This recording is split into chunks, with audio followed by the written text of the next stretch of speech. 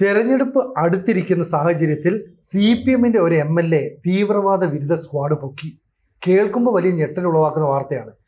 K Shanthakumari എന്ന് പറയുന്ന CPM MLA-ക്ക് ഒരു ദിവസം ഫോൺ കോൾ വരികയാണ്. എന്നിട്ട് ഇംഗ്ലീഷിലും ഹിന്ദിയിലുമാണ് സംസാരിക്കുന്നത്. ഞങ്ങൾ തീവ്രവാദ വിരുദ്ധ സ്ക്വാഡ്, അതായത് ATS-ൽ നിന്ന് വിളിക്കുകയാണ്. നിങ്ങളുടെ നമ്പർ കിട്ടിയത് പഹൽഗാം ആക്രമണവുമായി ബന്ധപ്പെട്ട ഒരു ഭീകരവാദിയിൽ നിന്നാണ്. നിങ്ങൾക്കതുമായിട്ട് ബന്ധമുണ്ട്, അതുകൊണ്ട് നിങ്ങളെ ചോദ്യം ചെയ്യണം. അപ്പോൾ ശാന്തകുമാരി എന്ന് പറയുന്ന MLA ആദ്യം അത് കേട്ടു മിണ്ടാതിരുന്നു. അപ്പോൾ കുറേ കാര്യങ്ങളൊക്കെ പറഞ്ഞപ്പോൾ ശാന്തകുമാരി പറയുന്നത് എനിക്കതുമായിട്ടൊരു ബന്ധമില്ല, ഞാനൊരു രാഷ്ട്രീയ പാർട്ടിയുമായി ബന്ധപ്പെട്ട് പ്രവർത്തിക്കുന്നതാണ്. അപ്പോൾ ഉത്തരം വരുന്നത് നിങ്ങൾ വീട്ടിലാണോ ഓഫീസിലാണോ എന്നൊക്കെ ചോദിക്കുന്നുണ്ട്.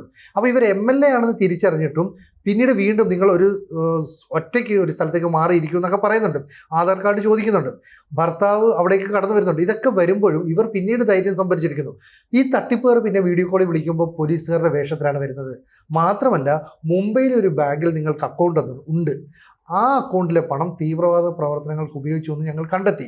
ഇപ്പം ഞങ്ങളുമായിട്ട് നിങ്ങൾ സഹകരിച്ചില്ലെങ്കിൽ നിങ്ങൾ MLA എന്ന രീതിയിൽ ഒരുപാട് ദുരിതങ്ങൾ അനുഭവിക്കേണ്ടി വരും. വലിയൊരു ഭീഷണിയാണ്. അപ്പോൾ ഡിജിറ്റൽ അറസ്റ്റിൻ്റെ പുതിയൊരു വേർഷൻ CPM-ന്റെ MLA അടുത്തും തീർത്തു എന്നാണോ മനസ്സിലാക്കേണ്ടത്? അല്ല, ഇത് വളരെ ഗൗരവമായിട്ട് കാണേണ്ട ഒരു കാര്യമാണ്. കാരണം പണം അടിച്ചെടുക്കുന്നതിന് വേണ്ടി പലതരത്തിലുള്ള തട്ടിപ്പ് സംഘങ്ങൾ, പ്രത്യേകിച്ച് ഈ ആർട്ടിഫിഷ്യൽ ഇൻ്റലിജൻസ് ഉപയോഗിച്ചുകൊണ്ട് ആളുകളെ പിടികൂടാൻ തുടങ്ങിയിരിക്കുകയാണ് ചെയ്യുന്നത്. ഈ ശാന്തകുമാരി യഥാർത്ഥത്തിൽ റിയാക്ട് ചെയ്യാൻ കാരണം എന്ന് വെച്ചാൽ ഇത് തൻ്റെ പാർട്ടിയെ കൂടി ഈ തെരഞ്ഞെടുപ്പ് കാലത്ത് ബാധിക്കുമോ എന്ന അവരുടെ ഒരു ആശങ്ക കൊണ്ടാണ് അവർ വളരെ രൂക്ഷമായിട്ട് എന്നോട് പ്രതികരിക്കാനായിട്ട് തയ്യാറായത് എന്നാണ് ഞാൻ മനസ്സിലാക്കുന്നത്. കാരണം അവർ ഈ പാർട്ടിയിലുള്ളൊരു വിശ്വാസം കൊണ്ടാണ് പാർട്ടിക്ക് എന്തെങ്കിലും പറ്റുമോ എന്ന് പെട്ടെന്ന് കരുതുകയും അങ്ങനെ ഇതെന്താണ് എന്ന് മനസ്സിലാക്കാനായിട്ട് ശ്രമിക്കുകയും ചെയ്യുന്നത്. ഇപ്പോൾ ആദ്യം അവരൊറ്റയ്ക്കായിരുന്നു എന്നുള്ളത് ശരിയാണ്. പിന്നീട് സംഭാഷണം നീണ്ടുപോകുന്ന സമയത്താണ് അവരുടെ ഭർത്താവ്, മകൻ ഒക്കെ ഇവർക്കൊപ്പം ഇരുന്ന് സംസാരിക്കുന്ന സാഹചര്യത്തിൽ. അല്ല, ഒപ്പം ഇരുന്നല്ല, ഭർത്താവ് വരുമ്പോൾ ഇത് ആരാണെന്ന് ചോദിക്കുന്നത്, ഹസ്ബൻഡ് ആണെന്ന് പറയുമ്പോൾ ഭർത്താവിനെ കൂടെ അവിടെ പിടിച്ചിരുത്തു എന്നാണ് അവർ പറയുന്നത്. അതെ, അങ്ങനെയാണ് സംഭവിക്കുന്നത്. അത് കഴിഞ്ഞാൽ പിന്നെ മകൻ വരുന്നുണ്ട്. അപ്പോൾ മകനെയും ഇരുത്തു എന്ന് പറയുന്നത് അസോസിയേറ്റ് വിത്ത് ദം എന്നാണ് പറയുന്നത്. അങ്ങനെ എല്ലാവരും ഒരുമിച്ച് ഇരിക്കുന്ന സമയത്ത് ഈ സംഭാഷണം കുറേ കൂടിയൊക്കെ തീവ്രമായിട്ട് ഇവരെ ഭയപ്പെടുത്തുന്ന തരത്തിലേക്ക് മാറുന്നുണ്ട്.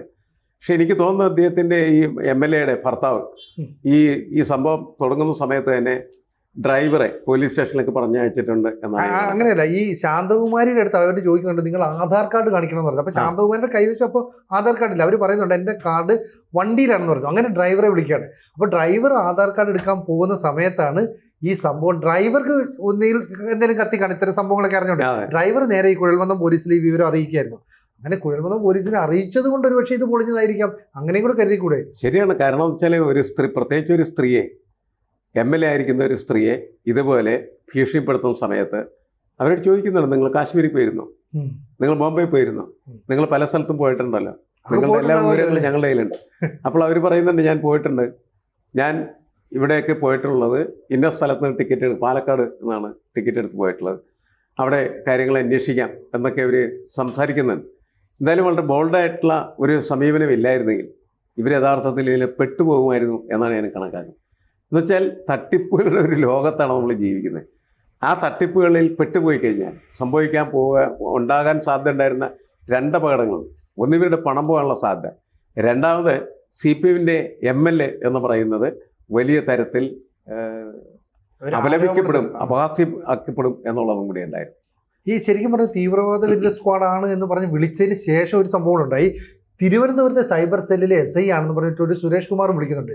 ഈ സുരേഷ് കുമാർ വിളിക്കുമ്പോൾ മലയാളത്തിലാണ് സംസാരിക്കുന്നത്. എന്നിട്ട് പറയുന്നത് നിങ്ങൾ ഇങ്ങനെ അവിടെയൊക്കെ പോയിട്ടുണ്ടോ? അപ്പോൾ MLA എന്ന നിലയിൽ പറഞ്ഞ് ഞാൻ പോയിട്ടുണ്ട്, ജനപ്രതിനിധി എന്ന നിലയിൽ പോയിട്ടുണ്ട്, ഞാൻ എയർ ടിക്കറ്റ് എടുക്കുന്നത് പാലക്കാട്ടു നിന്നാണ്. അപ്പോൾ നിങ്ങൾക്കെതിരെ വളരെ ഗുരുതരമായ ആരോപണമാണ്. ഈ സംഭവം ശരിയാണെങ്കിൽ നിങ്ങൾ ഒരുപാട് കോൺസിക്വൻസസ് ഫേസ് ചെയ്യേണ്ടി വരും.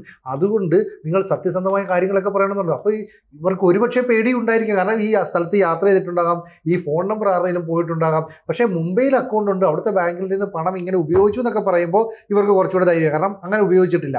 അപ്പം മറ്റേതെങ്കിലും അക്കൗണ്ടിൽ നിന്ന് ഈ അക്കൗണ്ടിലേക്ക് പണം മാറ്റും എന്നൊക്കെ ആയിരിക്കും പറയാൻ പോകുന്നത്. ഇത്തരത്തിലുള്ള തട്ടിപ്പിൽ കേരളത്തിലെ സൈബർ സെല്ലിൽ നിന്ന് ഒരു SI വിളിച്ചു എന്ന് പറയുമ്പോൾ, അതും ഒരു MLA ആണ്, ഇടതുപക്ഷത്തിൻ്റെ MLA, കേരളം ഭരിക്കുന്നത് ഇടതുപക്ഷ സർക്കാരാണ്. അങ്ങനെയാണെങ്കിൽ അത്തരത്തിലുള്ള ആളുകൾ ഉണ്ടോ, ഇങ്ങനെ ഒരു സുരേഷ് കുമാർ ഉണ്ടോ എന്നൊക്കെ അന്വേഷിച്ച് അത്തരത്തിലുള്ള ഈ സംശയങ്ങളുണ്ടായിരുന്നു. അല്ല, ഇത് ഈ വാർത്ത വന്നിട്ട് ആദ്യം നേരമായില്ലെന്ന് എനിക്ക് തോന്നുന്നുണ്ട്. അതുകൊണ്ട് 10 മണിക്കോ മറ്റോ ആണ് ആയിരിക്കണം. അപ്പോൾ അന്വേഷണം നടക്കും. അന്വേഷണം നടക്കേണ്ടത് ഒരു ആവശ്യം കൂടിയാണ്. കാരണം നമ്മളുടെ കേരളത്തിൽ ജീവിക്കുന്ന ആളുകൾക്ക് ഒരു സുരക്ഷിതത്വമില്ല എന്ന് പറയുന്ന ഒരു ഫീലുണ്ടായാൽ അത് സർക്കാരിനെ പോലും ബാധിക്കാൻ സാധ്യതയുള്ളൊരു കാര്യമാണ്. അതുകൊണ്ട് വളരെ അർജൻറ്റായിട്ട് സർക്കാർ ഇതിനകത്ത് ഇടപെടും എന്നാണ് ഞാൻ കണക്കാക്കുന്നത്. കാരണം ഇതിൻ്റെ സത്യാവസ്ഥ മനസ്സിലാക്കാൻ പറ്റിയില്ലെങ്കിൽ പിന്നെ എന്ത് ചെയ്യും? ഒരു MLAക്ക് ഇങ്ങനെയാണ് സംഭവിക്കുന്നതെങ്കിൽ സാധാരണ സ്ത്രീകളുടെ കാര്യം എന്തായിരിക്കും? അത് ഒരു പ്രശ്നമല്ലേ പ്രശാന്ത്? എന്ത് തോന്നുന്നു? തീർച്ചയായിട്ടും ഇതിനകത്ത് നമ്മൾ കാണേണ്ട ഒരു കാര്യം എന്ന് പറഞ്ഞാൽ ഏറ്റവും നമ്മൾ ഭീകരമായിട്ട് കാണുന്ന ഒരു കാര്യമാണ് പഹൽഗാമിനെ ബേസ് ചെയ്തിട്ടാണ് അതിനെ ബേസ് ചെയ്തിട്ടാണ് ഇവരെ കൊടുക്കാനാണ് ശ്രമിക്കുന്നത്. അതിനകത്ത് വന്നേക്കുന്ന പ്രതിയാണ് അഫ്സൽ ഉപയോഗിച്ചിരുന്ന സിം ഇവരുടേതാണ്. അപ്പോൾ അഫ്സലുമായിട്ട് ഇവർക്ക് ബന്ധമുണ്ട് എന്ന് സ്ഥാപിക്കുകയാണ്. അപ്പോൾ അഫ്സൽ ഉപയോഗിക്കുന്ന സിം ഇവരുടേതാണ്. ഇവരുടെ പേരിൽ ബോംബെയിൽ ഒരു ബാങ്കിൽ അക്കൗണ്ട് തുടങ്ങിയിട്ട് ആ അക്കൗണ്ടിലേക്ക് ഈ ഭീകരവാദ പ്രവർത്തനത്തിനും അല്ലെങ്കിൽ ഇന്ത്യക്കകത്ത് നടന്ന ഇത്തരം നിഷ്ഠൂരമായ പ്രവർത്തനത്തിനും ഫണ്ട് വന്നിരിക്കുന്നു എന്നുള്ള രീതിയിലാണ് അവതരിപ്പിക്കുന്നത്. അതപ്പം അത് കേൾക്കുമ്പോൾ എത്ര ബോൾഡായിട്ടുള്ള ഒരാളാണെങ്കിലും ഇത് ഫേക്കായിട്ട് കൈകാര്യം ചെയ്യാൻ പറ്റും. ഫേക്കായിട്ട് കൈകാര്യം ചെയ്യാൻ പറ്റുന്ന ഒരവസ്ഥയിൽ അതിനകത്തുനിന്ന് രക്ഷിക്കണേ എന്നുള്ള ഒറ്റ വിളിയാണ് ആദ്യം സാധാരണക്കാരനായിട്ടുള്ള ഒരാൾക്ക് വരാൻ സാധ്യതയുള്ളത്. എന്ത് ചെയ്യാൻ പറ്റും? നിങ്ങൾ അറിഞ്ഞു. അന്നേരം ആ ടോക്കിനകത്ത് ഈ പറയുന്ന പെടുത്താൻ വിളിക്കുന്ന ആൾക്കാർ പറയുന്നത് നിങ്ങളെ രക്ഷിക്കുക. പക്ഷേ നിങ്ങളെ രക്ഷിക്കുന്നത് ഇത്തരത്തിൽ വലിയൊരു അപകടത്തിൽ നിന്നാണ്. നിങ്ങൾ ഒരുപക്ഷെ ചെയ്തിട്ടുണ്ടാകാം, ചെയ്തിട്ടില്ലായിരിക്കാം. പക്ഷേ ഇപ്പം നിങ്ങളുടെ പുറത്ത് നിൽക്കുന്ന അല്ലെങ്കിൽ എവിഡൻസ് പരിശോധിക്കുമ്പോൾ നിങ്ങൾക്കെതിരെയാണ് മൊത്തവും ഉള്ളത്. അത് തെളിയിച്ചു വരുമ്പോഴത്തേന് നിങ്ങൾ പെട്ടുപോകും. നിങ്ങൾ നാളെ കാലത്തെ രാഷ്ട്രീയ പാർട്ടിക്കകത്ത് MLA അല്ലാതാവും. നിങ്ങളുടെ രാഷ്ട്രീയ പാർട്ടിക്ക് അതൊരു മോശമാകും. ആ രീതിയിലേക്കാണ് ഇത് ഓപ്പറേറ്റ് ചെയ്ത്. അത് ഇതിനകത്ത് മനസ്സിലാക്കേണ്ട ഒരു കാര്യം എന്ന് പറഞ്ഞാൽ ഒരാളുടെ നമ്പർ എടുത്ത് ഒരു ശാന്തകുമാരിയെ കണ്ടുകൊണ്ട് വിളിച്ചതല്ല. ശാന്തകുമാരി MLA ആണെന്നറിയാം, ശാന്തകുമാരി എന്തൊക്കെ കൈകാര്യം ചെയ്യുന്നറിയാം, ശാന്തകുമാരി എവിടെയൊക്കെ പോയിട്ടുണ്ടെന്നറിയാം, കാശ്മീരിൽ പോയിട്ടുണ്ടെന്നറിയാം. അതായത് ഫുൾ ഡീറ്റെയിൽസ് എടുത്ത് ഒരു MLA ആണെങ്കിൽ കൂടി അവർക്ക് കാശ്മീരിൽ പോയ ബന്ധവും അവർക്ക് പലയിടത്തും സഞ്ചരിച്ച ബന്ധവും ഒക്കെ മനസ്സിലാക്കി അവരുടെ വെയറബൌട്ട്സ് മൊത്തവും മനസ്സിലാക്കി വളരെ പ്ലാനിങ് ആയിട്ട് ചെയ്തിരിക്കുന്നതാണ്. ഇതിനകത്ത് ആദ്യം ഇംഗ്ലീഷ് സംസാരിക്കുന്നു, അതിനുശേഷം വിശ്വാസ്യത ഉണ്ടാക്കാൻ വേണ്ടി തിരുവനന്തപുരത്ത് കണക്ട് ചെയ്ത് മലയാളിയെ കൊണ്ട് സംസാരിപ്പിക്കുന്നു. പിന്നെ ഇവരുടെ ഡീറ്റെയിൽസ് എടുത്തിട്ട് ഈ പറയുന്ന പോലെ ഇന്റർകോം അതിനകത്തുനിന്ന് അവിടുന്ന് മെസ്സേജ് വരുന്നു. അപ്പം എങ്ങനെ നോക്കുമ്പോഴും ഇത്രയും രീതിയിൽ അല്ലെങ്കിൽ ടെക്നിക്കലി നോക്കുമ്പം എല്ലാം ഒരു വലിയ ഓഫീസർ അല്ലെങ്കിൽ ITS അല്ലെങ്കിൽ ATS ഇങ്ങനൊക്കെ കൈകാര്യം ചെയ്യുന്ന രീതിയിലാണ് ഇത് കൈകാര്യം ചെയ്തിരിക്കുന്നത്. അപ്പം നിസ്സാരമല്ല. ഇതിനകത്ത് ഈ തട്ടിപ്പിന്റെ പിറകിൽ നിസ്സാരക്കാരല്ല, അത് കൈകാര്യം ചെയ്ത നിസ്സാരക്കാരല്ല. ഒരു പക്ഷേ എത്ര പറയുമ്പോഴും സൈബർ സെല്ലുകൾ കറക്റ്റാണെന്ന് പറയുമ്പോഴും അതിനെയൊക്കെ അതിജീവിക്കാൻ പ്രാപ്തമായിട്ടുള്ള ഒരു ക്രിമിനൽ സെറ്റപ്പ് ഇതിൻ്റെ പിറകിലുണ്ട്.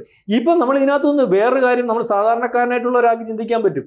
ഇപ്പം നമ്മുടെ ഭീകര പ്രവർത്തനം നടത്തുന്നവർക്ക് ഇവിടുത്തെ സംവിധാനങ്ങളെ അതിജീവിച്ച് ഒരു പക്ഷേ ഇവിടെ ചില കാര്യങ്ങൾ നടത്താൻ സാധിക്കുന്ന അതേ അർത്ഥത്തിൽ തന്നെ അല്ലെങ്കിൽ അതേ റൂട്ടിൽ തന്നെ നമ്മൾ ഈ കാര്യങ്ങൾ കാണേണ്ടി വരും. കാരണം ഇവിടുത്തെ സംവിധാനങ്ങളെ എല്ലാം അതിജീവിച്ച ആൾക്കാരെ പലവട്ടവും കബളിപ്പിക്കാൻ പറ്റുന്ന രീതിയിലേക്ക്, അതായത് ഇവിടുത്തെ സൈബർ സംവിധാനത്തെ കബളിപ്പിക്കാൻ പറ്റുന്നതുകൊണ്ടാണല്ലോ ഇത് പറ്റുന്നത്. ഇപ്പോൾ ഇതിനകത്ത് വേറൊരു കാര്യമുണ്ട് പിയേഴ്സൺ സാറേ, നമ്മൾ എത്ര രാഷ്ട്രീയ പാർട്ടി നേതാക്കന്മാരെ കുറ്റം പറയുമ്പോഴും ഒരു രാഷ്ട്രീയ പാർട്ടി പ്രവർത്തക ആയതുകൊണ്ടാണ് ഈ വനിതയ്ക്ക് ഇത്രയെങ്കിലും പിടിച്ചു വയ്ക്കാൻ പറ്റിയത്.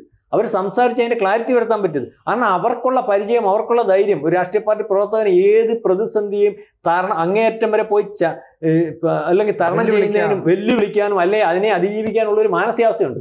അല്ലെങ്കിൽ ഈ ഇപ്പം അവരിരുന്നു അവരുടെ അപ്പം അപ്പുറത്തുനിന്ന് ഇവരെ മാനസികമായിട്ട് തകർക്കാനും ഈ വിളിക്കുന്നത് അതിൻ്റെ ഉത്തരവാദിത്തപ്പെട്ടവരാണെന്ന് കാണിക്കാനും വേണ്ട.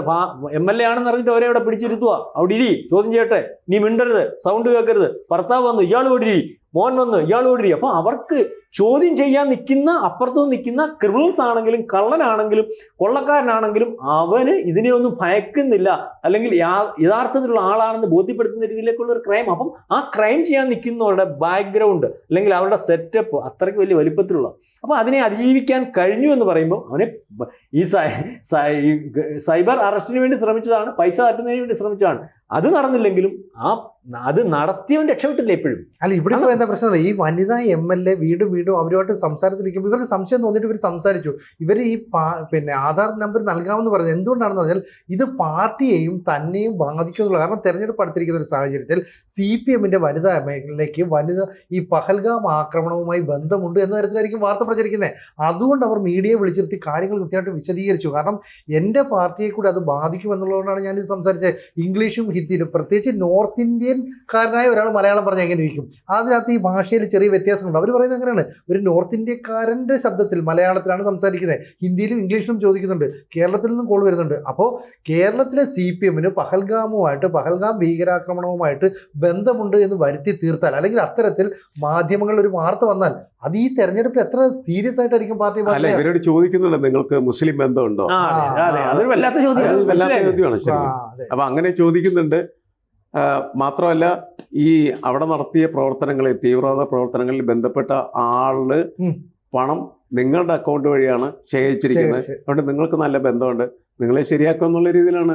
പക്ഷേ ഇവർക്ക് ഈ പറയുന്ന പോലെ ഇവർ ഈ ഒരു രാഷ്ട്രീയ പ്രവൃത്തി ആയതുകൊണ്ടല്ലേ പറഞ്ഞ എന്റെ മണ്ഡലത്തിൽ ഒരുപാട് മുസ്ലിം അത് പറയുമ്പോഴും വേറെ കാര്യമുണ്ട് സിനു. അതിനകത്ത് വലിയ വേറെ അബദ്ധം പറ്റിയവർക്ക്. അതിനകത്ത് നമ്മൾ ഇപ്പം തന്നെ സിനുവിനെ ഇതുപോലെ ആൾക്കാർ കബളിപ്പിക്കാൻ വേണ്ടി വിളിക്കുന്നവര് നമ്മുടെ ഫോൺ നമ്പർ, നമ്മുടെ ID കാർഡിന്റെ നമ്പർ, ആധാർ കാർഡിന്റെ നമ്പറൊക്കെ ചോദിക്കും. ഇവർക്ക് ഇത്രയും പിടിച്ചു നിൽക്കാൻ സാധിക്കുമ്പോഴും ക്ലാരിഫൈ ചെയ്യാൻ നിൽക്കുമ്പോഴും അവർക്ക് അതിനകത്ത് വിരളിച്ച ഉണ്ടായി എന്നുള്ള തെളിവാണ് ആധാർ നമ്പർ എടുത്ത് കൊടുത്തത്. ആ ആധാർ നമ്പർ കൊടുക്കാൻ പാടില്ല. ആധാർ നമ്പർ കൊടുക്കുമ്പോൾ അവരുടെ ഡീറ്റെയിൽസ് എല്ലാം അവരുടേതായി. മനസ്സിലായി? പിന്നുള്ള ഓപ്പറേഷൻ എന്ന് പറഞ്ഞാൽ പിന്നെ വ്യക്തത വരുത്തി ഓപ്പറേറ്റ് ചെയ്യാം, എന്ന് വെച്ചാൽ ബോധ്യപ്പെടുത്തി ഓപ്പറേറ്റ് ചെയ്യാം. അപ്പൊ അവിടെ പോലും ഇത്രയും ഫ്രാങ്ക് ആയിട്ട് നിന്നിട്ട് പോലും, അല്ലെങ്കിൽ ഇത്രയും ബാക്ക് ഉണ്ടായിട്ട് പോലും, സംവിധാനമുള്ള പാർട്ടിയുടെ MLA ആയിട്ട് പോലും അവര് പോലും അതിന്റെ ചോദ്യം ചെയ്യലിന്റെ ഇടയ്ക്ക് എവിടെയൊക്കെയോ അവരും പരിങ്ങി പാളിച്ചു പറ്റി. സാധാരണക്കാരൻ്റെ ഒരു മനുഷ്യന്റെ കാര്യം പറയണോ? അല്ല, അത് ശരിയാണ്. മാത്രമല്ല, ഇത് ഈ ഡീറ്റെയിൽസ് ഒക്കെ അവരുടെ അടുത്തുണ്ട്. ഇനി സൈബർ സെല്ലിനെയും അതേപോലെ തന്നെ അന്വേഷണ സംഘത്തിനുമുള്ള അഡ്വാൻറ്റേജ് എന്ന് വെച്ചാൽ അവരുടെ ഫോൺ നമ്പർ കൃത്യമായിട്ട്, അവരുടെ ഫോൺ നമ്പർ ഇതൊക്കെ നെറ്റ് കോൾ ആയിരിക്കും, ഒറിജിനൽ നമ്പർ ആയിരിക്കും, നെറ്റിൽ നിന്നുള്ള ഒരു നമ്പർ ആയിരിക്കും. ഇതിന്റെ സോഴ്സ് തിരക്കി പോയാൽ ഇത് സിംഗപ്പൂരിലായിരിക്കും, അല്ലെങ്കിൽ അന്റാർട്ടിക്കയിലായിരിക്കും. കണ്ടെത്താൻ പറ്റില്ല. ഇവർ അങ്ങനെയൊക്കെ ഉള്ള തന്ത്രങ്ങളിലൂടെയാണ് ഇവരിത് പയറ്റുന്നത്. ഇനി ഒരു സംശയം കൂടെ ചോദിച്ചോട്ടെ, ഒരു പക്ഷേ ഇത് രാഷ്ട്രീയപരമായിട്ട് എതിരാളികൾ ഉയർത്തിവിട്ട ഒരു തന്ത്രമായിക്കൂടെ? അങ്ങനെ സംഭവിച്ചു. അല്ല, തെരഞ്ഞെടുപ്പ് കാലത്താവുമ്പോൾ നമുക്ക് അതൊക്കെ അങ്ങനെയാണ് കണക്കാക്കേണ്ടി വരും. വലിയ സംഭവമായിട്ട് മാറില്ലേ CPM MLA-ക്ക് കാശ്മീർ ഭീകരനായിട്ട് CPM MLA-ക്ക് ബന്ധം? ഒറ്റ ദിവസത്തെ ഫ്ലാഷ് ന്യൂസ് വന്നാൽ തീർന്നു. മനസ്സിലായില്ലേ? മാത്രമല്ല, ഈ ശാന്തകുമാരി അവിടെ വീണ്ടും മത്സരിക്കാനായിട്ട് ഏതാണ്ട് പാർട്ടി തീരുമാനിച്ചു കഴിഞ്ഞ വ്യക്തിയും കൂടിയാണ്. ഇതിന്റെ പിന്നിൽ രാഷ്ട്രീയമുണ്ടോ ഇല്ലെന്ന് പറയാൻ പറ്റില്ല. രാഷ്ട്രീയമുണ്ടോ ഇല്ലെന്ന് പറയാൻ പറ്റത്തില്ല. പക്ഷെ നമുക്ക് രാഷ്ട്രീയമുണ്ടെന്ന് വിചാരിക്കേണ്ട. പക്ഷേ ഇത്തരത്തിൽ MLA ആയാലും മന്ത്രി ആയാലും ഏത് ഉന്നതനായാലും അവനെ കൈകാര്യം ചെയ്യാൻ പറ്റുന്ന മാനസികാവസ്ഥയിലുള്ള ക്രിമിനൽസ് തന്നെയാണ് ഇതിന്റെ പുറകിൽ നിൽക്കുന്നത്. നമ്മുടെ സംവിധാനങ്ങളെ മൊത്തം അതിജീവിച്ച് ഈ ഇത്തരത്തിൽ വരുന്നു എന്നുള്ള ഒരു കാര്യം ശരിക്കും പറഞ്ഞാൽ നമുക്ക് അപകടമാണ്. നമ്മൾ ജാഗ്രതയോടുകൂടി തന്നെ ഇരിക്കേണ്ടതാണ്. കൂടുതൽ വാർത്തകളും വിശേഷങ്ങളും നിങ്ങളിലേക്ക് എത്താൻ ABC മലയാളം സബ്സ്ക്രൈബ് ചെയ്യുക, ബെൽ ബട്ടണും അമർത്തുക.